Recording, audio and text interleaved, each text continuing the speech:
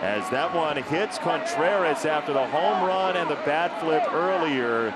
The Cubs dugout is yelling at Cordero. Dan Bellino says, stay in the dugout, everybody. The umpires are going to come together and they'll talk it over. Contreras gets hit by the pitch. The umpires immediately went to the Cubs dugout and said, stay there, do not do anything. They're going to talk it over, and we will see what ends up happening. In a 7-0 game, Cordero hits Contreras. And they're going to throw out Cordero. Ricky Renteria comes out of the dugout. Don Cooper as well, shouting at Dan Bellino, who said, we got this, to the Cubs dugout. Ricky Renteria comes out to argue, and Coop is back there too. Don Cooper is screaming. That Ricky probably argues long enough to get tossed.